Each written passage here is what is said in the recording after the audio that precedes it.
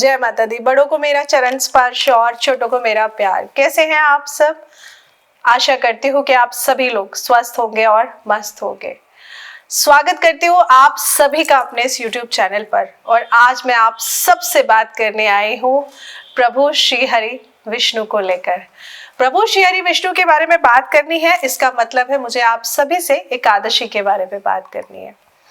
एक बार अर्जुन ने भगवान श्री कृष्ण से कहा कि हे मधुसूदन, आपने फागुन मास के शुक्ल पक्ष की एकादशी अर्थात आमल की एकादशी के बारे में विस्तार पूर्वक मुझे सब कुछ बताया था। ऐसे ही आप मुझे चैत्र माह के कृष्ण पक्ष में आने वाली एकादशी का क्या महत्व है, उसको हम किस नाम से जानते हैं, उसकी विधि क्या है, कृपया करके आप मुझे ये सारी चीजों को विस्तार पूर्वक बताइए, क्योंकि मुझे ये सब जानने की जिज्ञासा हो रही है और मेरी जिज्ञासा को शांत करिए।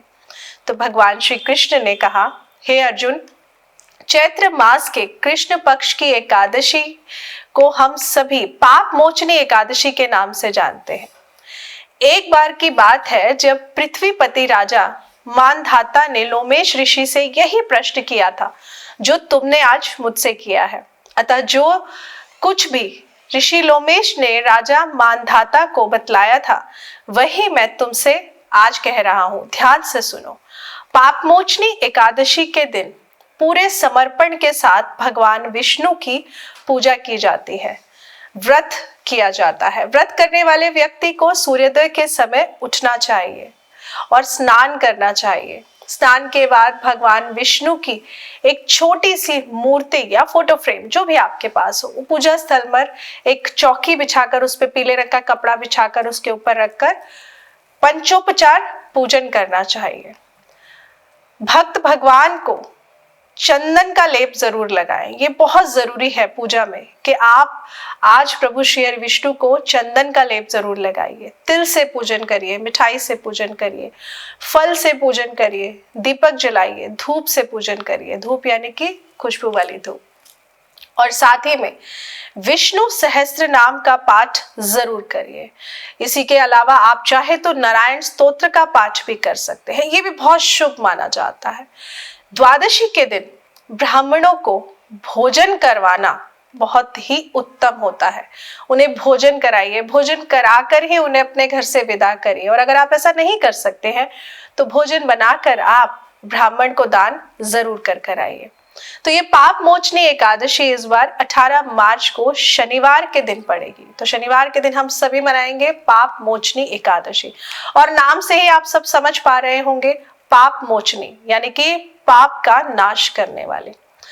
उपाय के तौर पर हम सबको क्या करना है ये सभी चीजें मैं आपको जरूर बताऊंगी, लेकिन इस पाप मोचनी एकादशी व्रत को करने का जो नियम है वो यही है जो मैंने आपको बताया। सूर्योदय के समय उठिए, स्नान करिए, फिर सबसे पहले थोड़ा सा जल हाथ में लेके सूर्योदय के सामने जा करके, सूर्य जी के सामने जा करके आप माथे से लगा के जल, आज मैं व्रत रखने का संकल्प कर रही हूँ या करूंगा, इस तरह आपको संकल्प लेना है।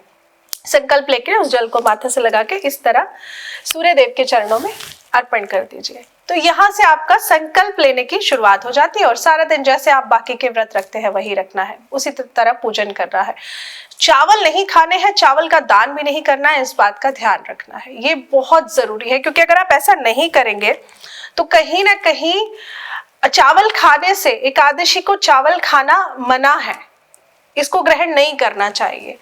मानसिक पीड़ा बोला जाता है कि चावल खाते हैं तो मानसिक पीड़ा बढ़ती है, शारीरिक रोग बढ़ता है। अब ऐसे में उपाय के तौर पे आज सभी को मैं बता रही हूँ, अगर गलती से आप एकादशी वाले दिन चावल खा लेते हैं तो आप अगले दिन भी चावल बनाइए।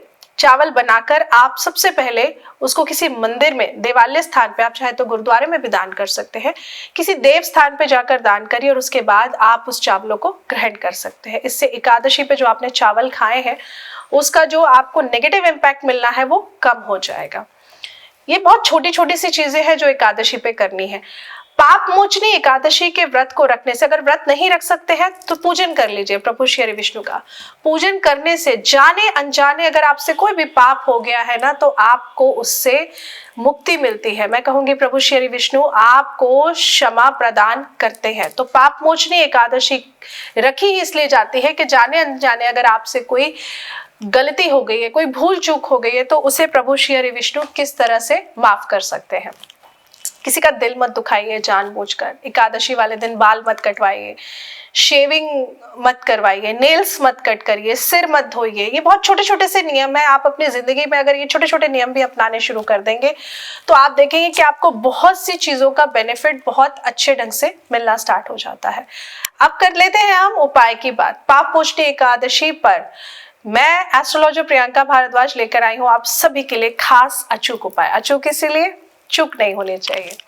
आपको लेने हैं 21 गोमती चक्र, इनको हल्दी से पीला कर लेना है, और 3 नारियल लेने हैं, इनको भी हल्दी से पीला कर लेना है। नारियल आपको पानी वाला लेना है, कंफ्यूज नहीं होना है।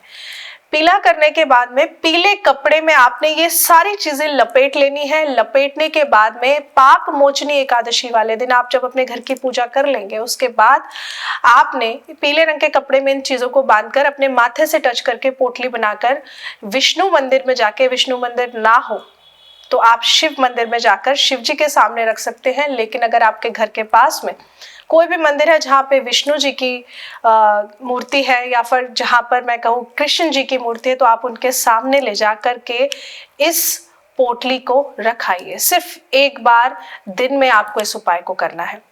सुबह के समय जब आप इस उपाय को कर लेंगे, उसके बाद शाम के समय आपने 9 बत्ती वाला दीपक, एक दिए में आपने 9 बत्ती लेनी है। अच्छा, कुछ लोग ना बत्ती वाले दीपक में बड़ा कंफ्यूज हो जाते हैं कि अगर 3 बत्ती का बोला है, 5 बत्ती का बोला है, तो कैसे जलाना है। देखिए, आपने एक ही दिया लेना है, उस एक दिए में आपने 9 अलग अलग बत्ती लेनी है। तो जब वो जले तो वो 9 बत्तियां, मतलब 9 जोत दिखनी चाहिए। 3, 5, 9 बत्ती का जो विधान है वो यही है। लेकिन अगर आपका दिया छोटा है तो ऐसे में आप क्या करेंगे, आप उन सभी बत्तियों को मिलाकर एक बत्ती बना दीजिए। मिलाना कहाँ से है, सिर्फ ऊपर की साइड से, जहां से आप जलाएंगे वहां से मिला दीजिए, और एक जोत जलती हुई नजर आएगी। तो आप इस तरह भी कर सकते हैं। शाम के समय आपने विष्णु जी के मंदिर में, जिस मंदिर में आप ये उपाय करके आए हैं, वहां जाना है। 9 बत्ती का घी का दीपक आपने कलावे से जलाना है, सफेद रुई से नहीं जलाना है। कलावा लेना है, उसमें 9 बत्तियां लगाकर 9 बत्ती का दीपक आपने विष्णु जी के समक्ष जलाकर रख कर आना है। बहुत छोटा सा उपाय बोल रही हूँ। किसी भी प्रकार की अगर परेशानी आ रही है, काम में दिक्कत आ रही है, घर में कलेश बहुत बढ़ रहा है, तो सिर्फ एक ये छोटा सा उपाय कर लीजिए। और शाम को जब आप दीपक जलाएंगे तो प्रभु श्री हरि विष्णु से हाथ जोड़कर आपने विनती करनी है कि जाने अनजाने अगर मुझसे कोई भी गलती हुई है या मैंने किसी का दिल दुखा दिया है, तो उसके लिए प्रभु आज के दिन आप मुझे क्षमा करिए। जो लोग व्रत नहीं रख पा रहे हैं वो इस उपाय को कर लीजिएगा। बहुत छोटा सा दान है सुबह के लिए, और शाम को सिर्फ दीपक जलाना है। आप खुद देखेंगे कि आपके ऊपर जो परेशानियां चलती आ रही थी ना, वो जल्द ही खत्म हो जाएंगी। तो आशा करती हूँ आपको जानकारी अच्छी लगी होगी। जानकारी अच्छी लगी हो तो वीडियो को लाइक जरूर करिएगा और शेयर करना तो बिल्कुल मत भूलिएगा। जय माता दी।